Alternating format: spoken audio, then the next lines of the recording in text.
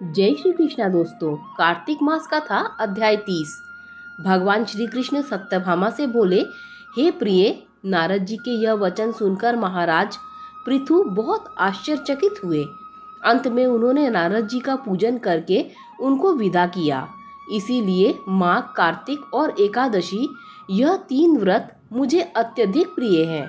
वनस्पति में तुलसी, महीनों में कार्तिक, तिथियों में एकादशी और क्षेत्रों में प्रयाग मुझे बहुत प्रिय है।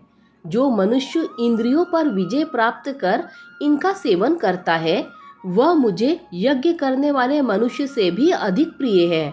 जो मनुष्य विधि पूर्वक इनकी सेवा करते हैं, मेरी कृपा से उन्हें समस्त पापों से छुटकारा मिल जाता है। भगवान श्री कृष्ण के वचन सुनकर सत्यभामा ने कहा, हे प्रभु, आपने बहुत ही अद्भुत बात कही है कि दूसरे के लिए पुण्य के फल से कलह की मुक्ति हो जाती है।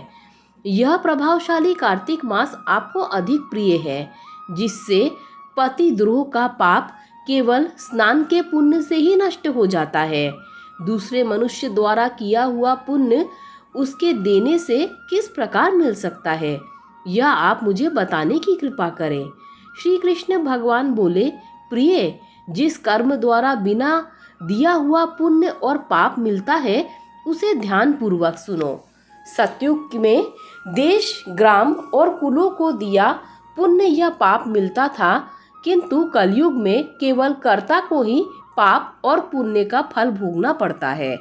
संसर्ग न करने पर भी यह व्यथा की गई है, और संसर्ग करने से पाप और पुण्य दोनों को ही मिलते हैं। उसकी व्यथा भी सुनो। पढ़ाना, यज्ञ कराना और एक साथ भोजन करने से पाप पुण्य का आधा फल मिलता है। एक आसन पर बैठने तथा सवारी पर चढ़ने से, श्वास के आने जाने से पुण्य व पाप का चौथा भाग जीव मात्र को मिलता है। छूने से, भोजन करने से, दूसरे की स्तुति करने से पुण्य और पाप का छठवां भाग मिलता है। दूसरे की निंदा, चुगली और धिक्कार करने से उसका 7वां भाग मिलता है। पुण्य करने वाले मनुष्य की जो कोई सेवा करता है, वह सेवा का भाग लेता है और अपना पुण्य उसे देता है। नौकर और शिष्य के अतिरिक्त जो मनुष्य दूसरे से सेवा करवाकर उससे पैसे नहीं देता, वह सेवक उसके पुण्य का भागी होता है। जो व्यक्ति पंक्ति में बैठे हुए भोजन करने वालों का पत्तल लांघता है, वह उसे अपने पुण्य का 6वां भाग देता है। स्थान और ध्यान आदि करते हुए मनुष्य से जो व्यक्ति बातचीत करता है या उसे छूता है, वह अपने पुण्य का 6वां भाग दे डालता है। जो मनुष्य धर्म के कार्य के लिए दूसरों से धन मांगता है, वह पुण्य का भागी होता है। ठीक उसी प्रकार जिस प्रकार की दान करने वाला पुण्य का भागी होता है। जो मनुष्य धर्म का उपदेश करता है और उसके बाद सुनने वाले से याचना करता है, वह अपने पुण्य का 6वां भाग उसे दे देता है। जो मनुष्य दूसरों का धन चुराकर उससे धर्म करता है, वह चोरी का फल भोगता है और शीघ्र ही निर्धन हो जाता है। जिसका धन चुराता है, वह पुण्य का भागी होता है। बिना ऋण उतारे जो मनुष्य मृत्यु को प्राप्त होता है, उनको ऋण देने वाले सज्जन पुरुष पुण्य के भागी होते हैं। शिक्षा देने वाला, सलाह देने वाला, सामग्री को जुटाने वाला तथा प्रेरणा देने वाला, यह पाप और पुण्य के 6ठे भाग को प्राप्त करते हैं। राजा प्रजा के पुण्य पाप के षष्ठांग का भोगी होता है।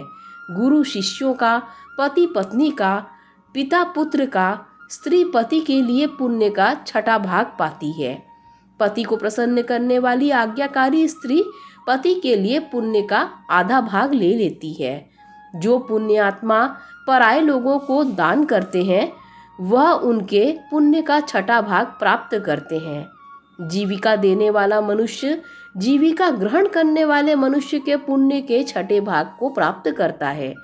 इस प्रकार दूसरों के लिए पुण्य अथवा पाप बिना दिए हुए भी दूसरों को मिल सकते हैं, किंतु यह नियम जो कि मैंने बतलाए हैं, ये कलयुग में लागू नहीं होते। कलयुग में तो एकमात्र कर्ता को ही अपने पुण्य व पाप भोगने पड़ते हैं। इस संबंध में एक बड़ा पुराना इतिहास है जो कि पवित्र भी है और बुद्धि प्रदान करने वाला भी कहा जाता है। उसे ध्यानपूर्वक सुनो। यह इतिहास 31वें अध्याय में बताया जाएगा। दोस्तों, अध्याय 30 यही समाप्त होता है। नमः श्री विष्णु, नमः श्री विष्णु, नमः श्री विष्णु।